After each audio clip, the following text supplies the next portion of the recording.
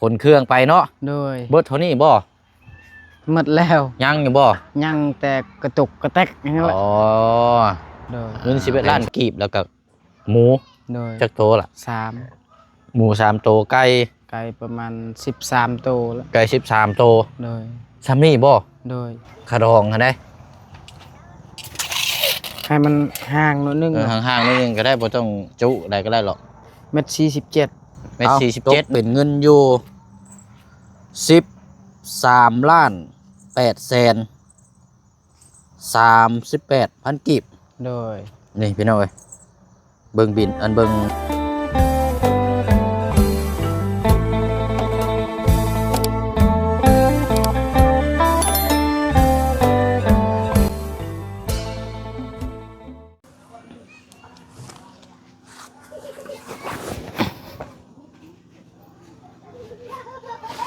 เนาะ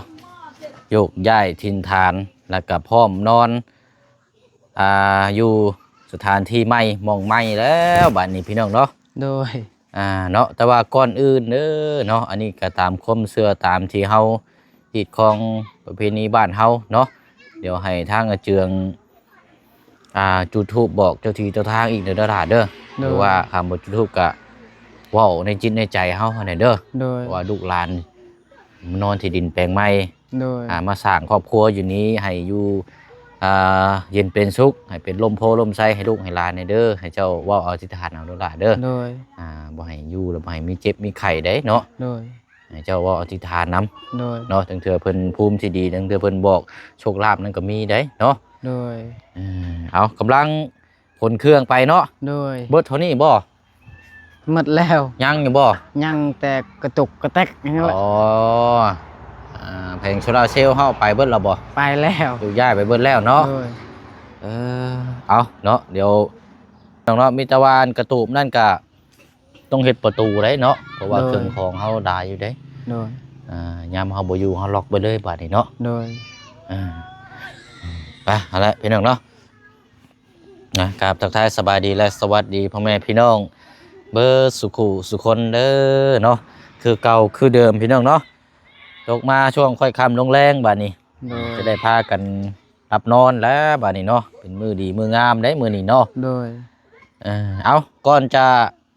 ไปมองที่ดินแปลงไม้มือเช้านี่บูเชิงถามเรื่องนึงเนาะเดี๋ยวมาเอาคำตอบกันเรื่องทางอันคาดองของทางโรงเรียนเป็นยังไงล่ะก็พออยู่พอใช้อยู่พอใช้อยู่คาดองพอใส่อยู่ไม่ได้นะคาดองเพิ่นว่าแต่ก่อนเพิ่นว่าให้7 ล้านเพิ่นว่าคาลองแล้วหันบ่มีอย่างนี้ล่ะแต่ว่าทางพ่อโรงเรียนเพิ่นคอคืนแล้วว่าคอ13 ล้าน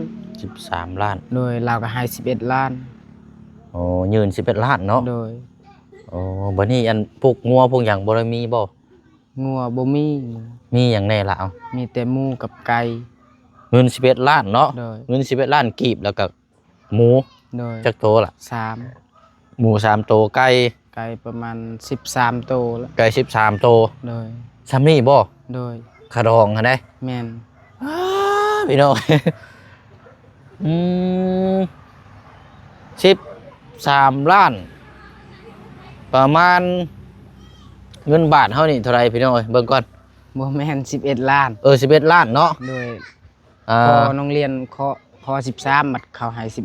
11แต่ว่าทางภายเจ้าชายนี่เพิ่นให้11 ล้านเนาะโดยโอเคประมาณ11 ล้านก็ประมาณ 17,000 พี่น้องเอ้ย 17,000 18,000 เงินบาทเฮาค่าดองเนาะรวมกับหมูอันจักโตก็หมู3ไก่13โตซ้ำนี่พี่น้องเอ้ยค่าดองโรงเรียนเนาะบ่ได้มีคำมีหยังบ่มีป้าพี่น้องเอ้ยไผอยากได้ลูกได้เมียมาหาอยู่ทางเหนือพี่น้องทางเมืองเซโปนเด้อชื่อพี่รออันนี้เนาะแต่พร้อมสร้างครอบครัวโอ้ยเนาะแตกต่างกับบ้านบ่เสียงลายบ้านบ่เสียงนี่50 60 ล้านแล้วมีคำอีกบาท2 บาทมีงัวอีก2-3 โตโอ้ยบ่ต้องเล่าเลยนะพี่น้องเอ้ยหลายบัดนี้คุยกันเรียบร้อยแล้วบัดนี้เนาะจบแล้วเนาะ โอ้เอาก็ยินดีกับทางน้องๆเพิ่นเนาะ โดย จะได้เริ่มต้นสร้างครอบครัวใหม่สำหรับทางน้องโรงเรียนเนาะ โดย มีครอบครัวแล้วเนาะโอ้ผู้ทางหน้านอกเป็นนี่ได้พร้อมย้ายนะบ่คือว่าไปล้างถ้วยซอยเขาเจ้าบ่เออ กับกรุกกุเตะหยองยง พาสาเฮาวันนี้เนาะ โดย ไปที่ดินพุ่นละเนาะมองที่ดินแปลงไม้น้ำกันเนาะไปเบิดเท่านี้บ่นั่นบ่เชียงสีหิวซอย โดยหมดแล้ว เบิดเอาเนาะไอ้พลักน้อยนอนที่ดินแปลงไม้บ้านนี่โอ้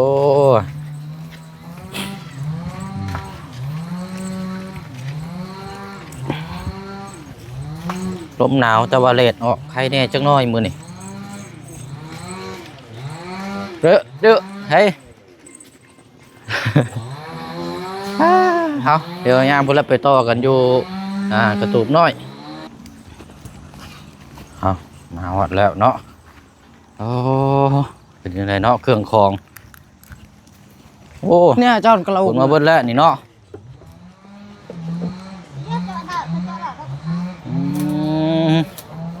ห่วยเมนแนวบ่ล่ะ โดย สิบุล่มมันมีใช่บ่ โอ้ยใช้เบิ่งขึ้นไปซ่องเบิ่งแน่เป็นยังไงเนาะจัดแจงปัดกวดคักแล้วบ่ โดย โอ้แล้ววันนี้เนาะ โดย นี่ศาสตร์กันคักแล้วนี่ตรงนี้กระทางลมอากาศเนี่ยปล่อยเข้ามา โดย อันนี้กระทงกระทาง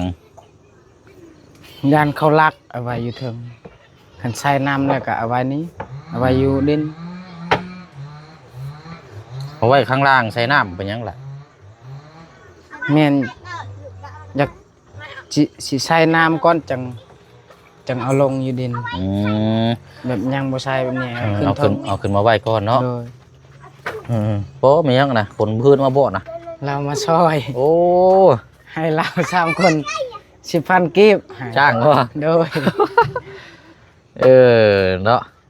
ดีใครกลัวกระเจ้าบ่มีเบี้ยเห็ดหรอกเนาะ โดย ดีแล้วเนาะเอาโอเคไปเอาลงมาลุมพี่ละโอ้เอาเนาะคนบันพื้นอยู่ในหันบ่ โดย เอาจนแล้วมาแล้วหมดเลยบ่ โดย ไปเนาะเสร็จน้ำกัน3 คนเนาะ โดย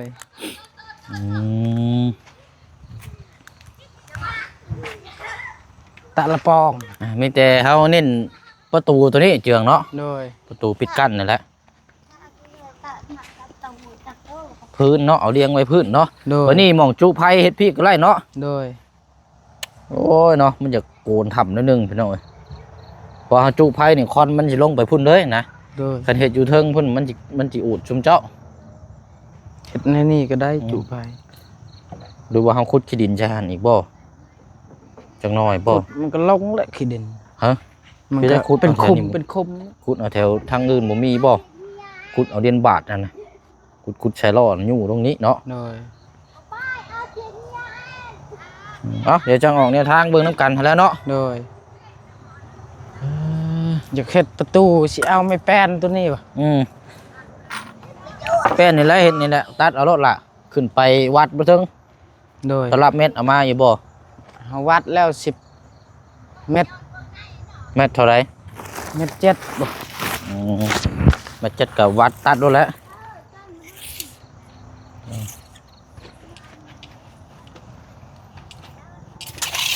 ให้มันห่างหน่อยนึง ห่างๆนิดนึงก็ได้บ่ต้องจุอะไรก็ได้หรอก เมตร47 เม็ด47เนาะ โดย โอเคได้แล้วฮะเม็ด47เม็ด47แล้วก็ได้ตัดเอาแผ่นเดียวก่อนขีดไว้ นี่แหละ ขีดไว้นี่เอาอันนี้เอาละเอาจับเลี่ยมมันหาแล้วเอาตะปูขีดล่องไว้รถ โดย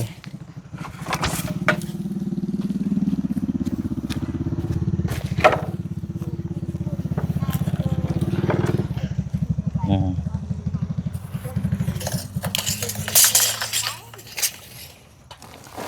ะปูเอาคิดเอา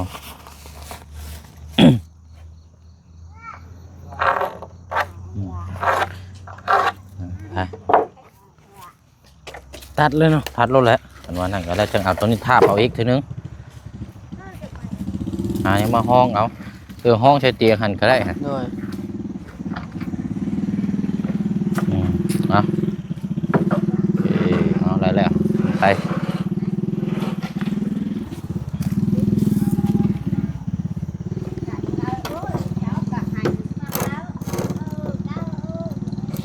ใช่ประตูเนาะเดี๋ยวบานพับจัก2ตัว โดย แล้วก็ตัวล็อกตัวกุญแจหั่นแหละ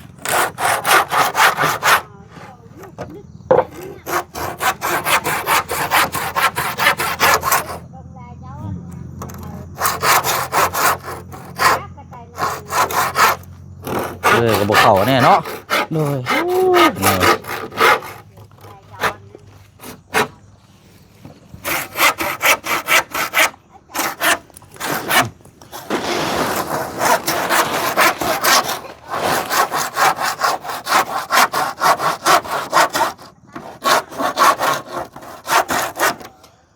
ได้บอก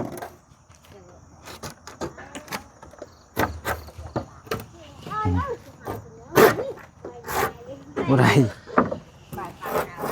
มันเลื่อยบอกเขาเนาะเว่ายากเนาะ โดย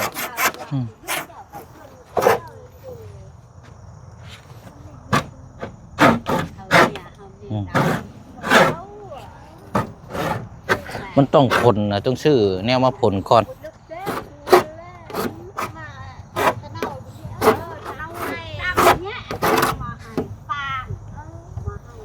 มันคด เนาะมันคดได้แหละมันตันยาก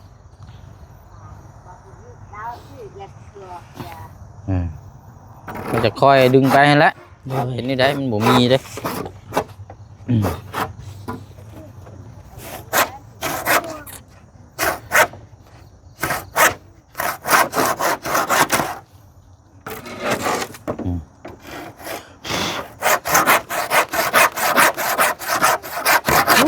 เนาะด้วยโคตรเละโอ้ไปบ่เลย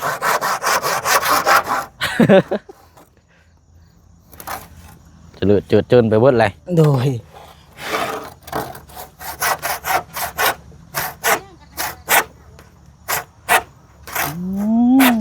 ชาดเดะนี่เนาะ บนนี้มันบ่คดมันขาด โอ้โอ้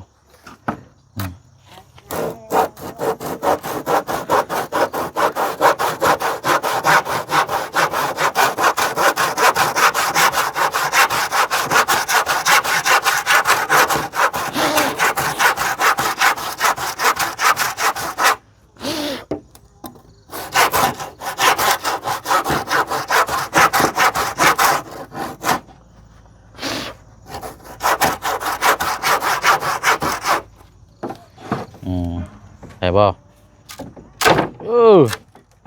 เอาขี่ต่อบัดนี้เอาวัดพุ่นแล้วล่ะรุ่นหักเอาน้ำเนาะ โดย โคตรโพเรื่อยกะ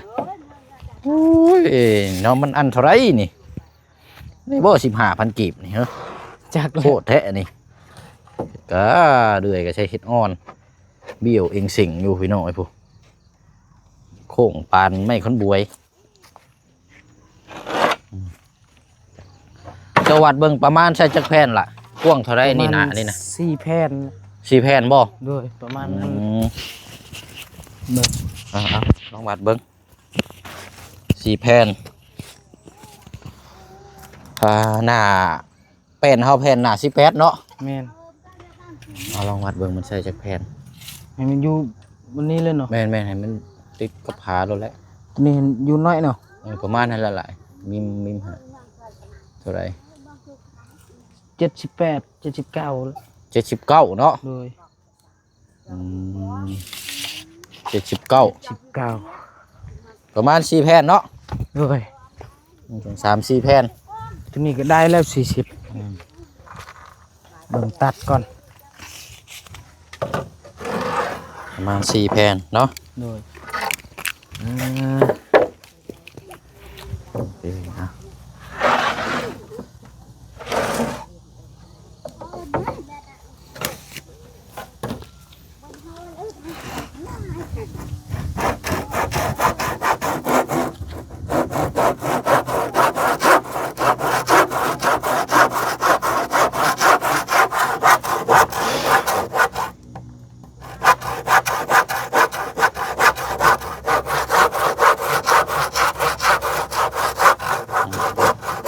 อันนี้แหละเป็นห้องว่าเลื่อยสู่ชีวิต โดย คันว่ามันเข้าง่ายมันแล้วไว้มันก็คือว่าโพดเนาะ โดย แบบนี้แหละดีกว่า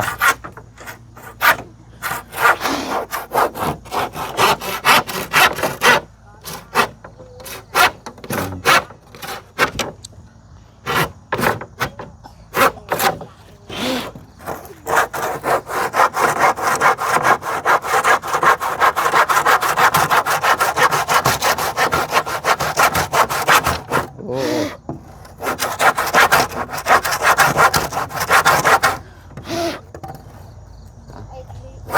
ปิดมาพี่บาดนี้เฮาพริกเอาเจียงมันคือเจ้าฮักเอากินนี่ โดย เด้สิได้อยู่3แผ่นเนาะ โดย แล้วก็ตัดอันนี้แผ่นหนึงเอาละ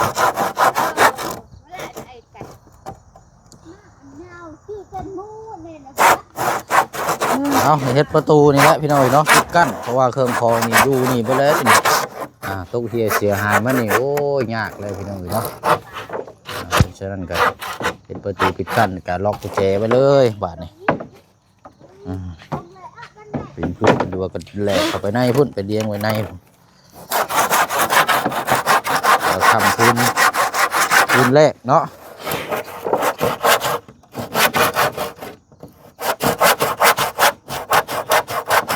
แล้วก็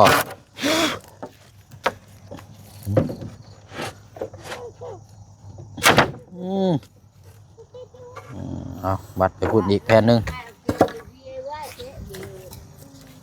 2 แผ่น คือมันบ่เชิง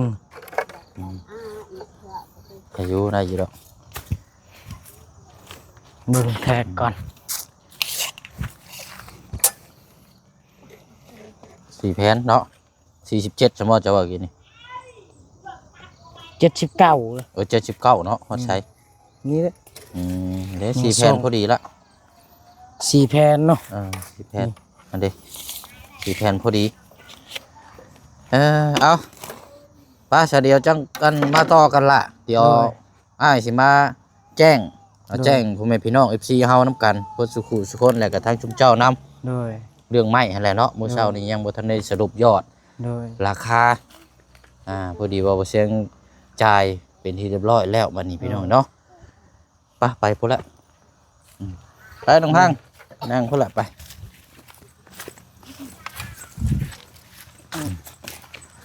เดี๋ยวนี่จังหาเสือกมามัดเนาะ โดย พี่มามุมพี่ก็ได้พี่มองมันบ่มีแดดในจังนอนอันนี้ก็ได้เอานั่งลงอีกก่อนก็ได้เนาะได้อยู่บ่มันบ่ได้ก็ พุ่นไปยังไปโจมตัวนั้นไปยังมานั่ง โดยได้อยู่นางตัวนี้แล้ว เดี๋ยวมันรุดหรอกเนาะ โดย เอาบ่เป็นยังนั่งแล้วใช่เนาะ โดย โอ้ยเอายับเข้าใกล้ๆกันแน่เอาเนาะกะผลสรุปยอดไม้พี่น้อยเดี๋ยวว่าไม้บ้านเฮือนชานของทางครอบครัวของทางน้องๆเพิ่นนี่แม่นเบิดนี่แหละเนาะ โดย ออกมาเรียบร้อยแล้วพี่น้อยทางผู้เชี่ยงก็ได้จ่ายให้ทางอ้ายเพิ่น โดย เป็นทีเรียบร้อยเลยเนาะเอาตกเป็นเงินอยู่13,838,000 กีบ โดย นี่พี่น้อยเบิ่งบินเบิ่งอันนี้น้ำกันเลยเดี๋ยวว่าบ่เสียงเว่ามโนเองบ่ได้พี่น้องมีหลักฐานเนาะ โดย จ่ายเรียบร้อยแล้วเนาะ โดย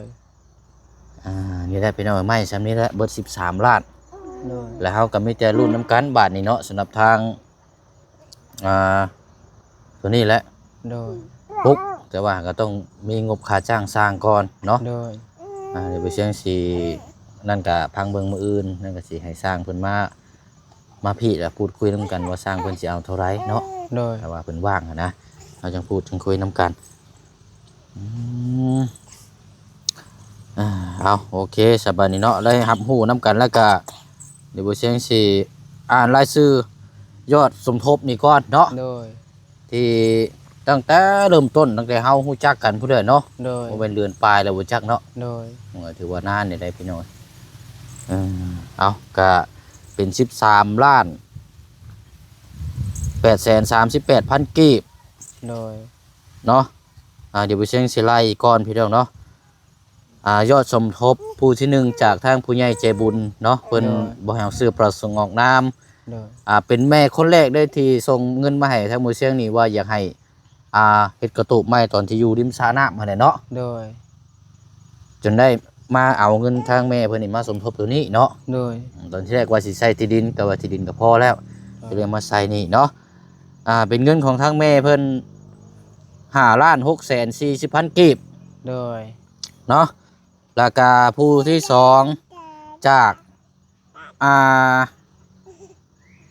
เอื้อยใจดีเนาะอยู่อเมริกาแต่ว่าเพิ่นเป็นคนไทยเพิ่นฝากมารอบแรกน่ะ 3,000 บาทและรอบที่สองน่ะ 6,000 บาทเป็น 9,000 เนาะก็สิเป็นเงินกีบครับกับประมาณ6ล้าน30ปลายน้อยๆนี่แหละเนาะอันนี้ก็จากทางแม่ใจดีเนาะเป็นครอบครัวสีเรือไทยนี่แหละเนาะได้สมทบในครั้งนี้เนาะแล้วก็ผู้ที่สามนี่จากทางแม่ปลา2,000 บาทเนาะก็เป็นเงินกีบมันก็มา1 ล้านกีบแล้วก็ยังจำนวนที่ยังขาดอยู่นิดนึงกับผู้เชี่ยงเอามาเติมใส่จากเงินทางเอื้อใจดีที่ผู้เชี่ยงมาแจ้งล่าสุดนั่น6,000 บาทนั่นแหละเนาะแล้วหักตอนนั้นมาใส่ก็สิยังเหลืออยู่ประมาณเท่าไรนะบัดนี้ประมาณ5 ล้านปลายบนนี้ได้นี่แหละเนาะแต่ว่าจกมาบิงมาใส่เนี่ยตัวที่ว่าให้มันครบ13 ล้านนั่นแหละบ่งงแล้วว่าเนาะผู้เชี่ยงว่าคนเดียวแต่ยันคนอื่นงงนะพี่น้องแต่คอยฟังแล้วคอยเข้าใจน้ำกันเนาะนี่ยอดสมทบทางผู้ใหญ่ใจบุญที่เพิ่นซอยเนาะมีอยู่4เนาะ4หรือ4เนาะ4ครอบครัวพี่น้องเนาะเอาก็ทางผู้เชี่ยงได้สมทบเป็นที่เรียบร้อยเด้อพี่น้องก็ได้จ่ายเนาะจากแม่ใจดีเนาะจำนวนเงินกะที่เขาแจ้งไปแล้วพี่น้องรวมทั้งหมดทั้งสิ้นเนาะเดี๋ยวยอดสรุปเงินที่เหลือเดี๋ยวมื้ออื่นเดี๋ยวผู้เชี่ยงสิมาแจ้งอีกทีนึงเนาะว่าน้ำผู้เชี่ยงนี่ยังเหลือเท่าไหร่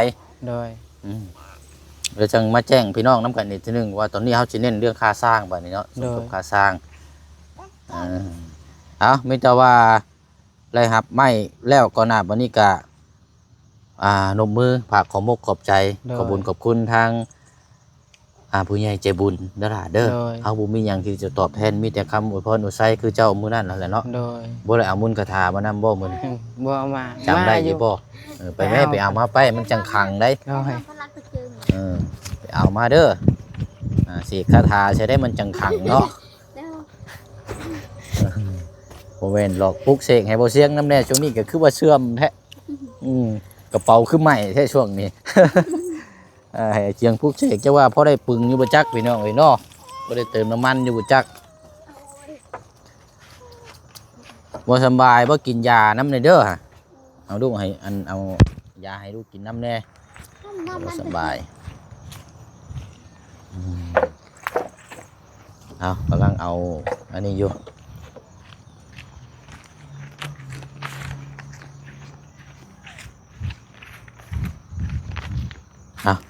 อันนี้รายการบินโอ้มือแทนเนาะรายการบินช่างไม้เหมือนไปห้าไปเชิงโอเคเอาถูกเอานั่งใกล้ๆกันแน่เนาะจักหน่อยเอาตั้งมุกตั้งใจเนาะเงยหน้าขึ้นมาล่ะเนาะเงยหน้าขึ้นมาสิเด้อจับขึ้นมาสิรถบ่เป็นหยังคือเฮาเฮียนกับหลานหั่นแหละเนาะผู้ใหญ่ใจบุญว่ะเอาง่ายๆซะเฮาเว้ารวมเลยก็ได้ขอบใจทั้งผู้ใหญ่ทุกท่านทุกครอบครัวที่มีส่วนร่วมในครั้งนี้เนาะพอบ่เชียงก็แจ้งในคลิปเพิ่นอีกทีนึงแล้วนะแต่ว่าสินำฟังอยู่หรอกเนาะเอาขอบใจขอบใจหลายๆเด้อผู้ใหญ่ใจบุญที่มาสดซอยสำหรับมื้อนี้สมทบสำหรับเฮือนน้องก็ขอบใจหลายๆขอให้ผู้ใหญ่ใจบุญอยู่ดีมีแห้งขอให้ยักเย็นเป็นสุขสุขกายสบายใจขอให้ยักเย็นเป็นสุขสุขกายสบายใจจับ2มือโลดล่ะให้เจ้าสุขกายสบายใจหมดครอบครัวให้เจ้าอายุมันขวัญยืนนอนหลับขอให้เจ้าได้เงินหมื่นตื่นมาขอให้เจ้าได้เงินแสนวาสนาสิ่งใดขอให้เจ้าได้สิ่งนั้นครอบครัวเจ้าบ่ให้ไปน้ำพีบ่ให้นี่น้ำเพิ่น พี่ให้พานมารบ่ให้หนีเงินคำขอให้เต็มเหือนเต็มศาลลูกหลานขอให้เต็มบ้านเต็มเมือง เงินคำขอให้หลังร้อยหลังลอยคือแม่น้ำเงิมขอให้เจ้าตื่มหังตื่มมีความเจ็บอย่าสุได้ความไข่อย่าสุมีคำอวยความอวยพรอวยใส่ต่อไปก็ให้เจริญหึ่งเฮืองสาธุ โอ้เอาเนาะพี่น้องเอ้ยอันนี้แหละเนาะเป็นห้องคำอวยพรแล้วก็คำขอมกขอบใจ โดย ผสมผสานกัน โดย เนาะถ้ามีแต่คำอวยพร โดย แต่บ่มีคำขอมกขอบใจก็ยังบ่มั่นคงปานใดอยู่เนาะ โดย มันต้องมีสองอย่างเนาะคำอวยพรแล้วก็คำขอมกขอบใจ โดย อันนี้แหละคือเพิ่นห้องว่า เป็นหยังจังเพิ่นห้องว่าอิ่มอกอิ่มใจ โดย คือเฮาได้คำจากอิ่มนี่ก็คือเฮาทำเฮาทานไปแล้วเนาะหรือว่าเฮาเว้าไปแนวที่เฮาสบายใจก็คืออิ่ม โดย เพิ่นห้องสบายใจนี่คือเฮาบ่ต้องคิดหยังแล้ว คือว่าเฮาเฮ็ดหยังก็เฮ็ดไป โดย และเฮาสบายใจเนาะอันนี้เพิ่นห้องว่าบุญอิ่มอกอิ่มใจ โดย เอาจังไดก็ขอให้ทางผู้สดซอยในครั้งนี้เด้อพี่น้องเนาะบ่ว่าสิเป็นมื้อวานหรือว่ามื้อหน้าถัดไปเนาะจังไดก็ขอให้บุญรักษาเทวดาคุ้มครอง โดย ทางครอบครัวเนาะทางญาติพี่น้องที่ได้รับได้ชม โดย ที่ได้ติดตามเบิ่งแยงขอให้ธุรกิจการค้าการขายเนาะเวียกงานก็ขอให้ราบรื่นเนาะเดินทางก็ให้ตลอดและปลอดภัย โดย บ่ให้คัดบ่ให้ของให้ราบรื่นไหลคือน้ำไหลท่านี่เนาะ โดย ไหลดุไหลล่วงบ่ให้คัดบ่ให้ของได้เนาะ โดย ซะเนาะเดี๋ยวจังมาต่อกันอีกเนาะ โดย บ่เชิงยังบ่ทันได้กลับหรอกพี่น้องสิอยู่นี่เนาะแต่ว่าคลิปนี้เฮามาแจ้งยอดค่าไม้น้ำกันเนาะแล้วก็พูดคุยเรื่องราวน้ำกันอีกทีนึงเนาะ โดย เอาอยู่ดีไม่แห้งเนาะ โด เดี๋ยวย พอกันในคลิปหน้า สบายดีเด้อ โอเคเดี๋ยวไปเสียงขอไม้ก่อนก็ได้เนาะเนาะครับอันนี้แหละพี่น้องเนาะเพิ่นห้องว่าถ้าบ่มีในการส่งเสริมถ้าบ่มีในการช่วยเหลือถ้าบ่มีบุญวาสนาหรือว่าถ้าบ่มีจิตใจที่งดงามภาพสิ่งที่เฮาเห็นเนาะก็ทรงจะบ่บังเกิดพี่น้องเนาะอันนี้ก็ต้องขอบมกขอบใจขอบบุญขอบคุณทางผู้ใหญ่ใจบุญเนาะหลายท่านหลายครอบครัวเด้อเนาะเงินทุกบาททุกสตางค์หรือว่าทุกกีบที่ผู้ใหญ่ใจบุญฝากมาและให้ทางบ่เสียงซอยเคสของทางน้องเพิ่นนี่และก็ได้จ่ายไปเป็นที่เรียบร้อยแล้วเนาะพี่น้องเนาะและก็ยังเหลือจำนวนอีกจำนวนหนึงเดี๋ยวบ่เสียงมาไล่เบิ่งแล้วก็สิมาแจ้งทางพ่อแม่พี่น้องว่ายอดสมทบบ้านของทางอาเจียงนี่สิเหลือเท่าใดเนาะพี่น้องเนาะมื้อนี้ก็ได้ฮู้ได้ทราบนำเหมือนกันแล้วก็สิได้ขอจบคลิปลาพี่และน้องไปอีกก่อนเด้อพี่น้องเด้อเนาะ13ล้าน838,000 กิเนาะพี่น้องเนาะประมาณเงินบาทเท่ากับประมาณเท่าไรพี่น้อย19,000เกือบ20,000พุ่นบ่จักเนาะประมาณนี้แหละพี่น้อยเนาะเรทก็ประมาณ670หรือว่า675เนาะเต็มที่ก็670นี่แหละพี่น้องเนาะเงินกีบเฮาก็ไปเนาะขอมกขอบใจขอบุญขอบคุณทางผู้ใหญ่แล้วก็พี่น้อง FC เฮาเบิดสุขุสุคนเด้อเนาะคลิปนี้ถ้ากล่าวถึงเนาะทางผู้ใหญ่ที่ใจบุญร่วมสมทบในครั้งนี้ถ้าผิดพลาดจังไดก็กราบขอโทษขออภัยหลายๆเนาะก็ให้บุญรักษาเทวดาคุ้มครองเด้อคิดสิ่งใดก็ขอให้ความทรงมาตรปรารถนาเนาะคิดเงินก็ขอให้ได้เงินคิดคำก็ขอให้ได้คำเนาะพี่น้องเนาะให้มีแต่แนวดีๆเข้ามาชีวิตในครอบครัวเด้อเนาะบ่ให้ขัดบ่ให้ของขอให้เจริญก้าวหน้ารุ่งเรืองตลอดปีและตลอดไปเนาะไปเนาะทั้งผู้เบิ่งทั้งผู้แย่งทั้งผู้ชมเบิดสุขุสุคนบ่ว่าสิอยู่ภายในและก็ต่างประเทศก็มกขอบใจอยู่ดีมีแห่งร่ำรวยคือเก่าคือเดิมบ๊ายบายแล้วพี่น้องเด้อเนาะมาต่อกันในคลิปหน้าเนาะสบายดี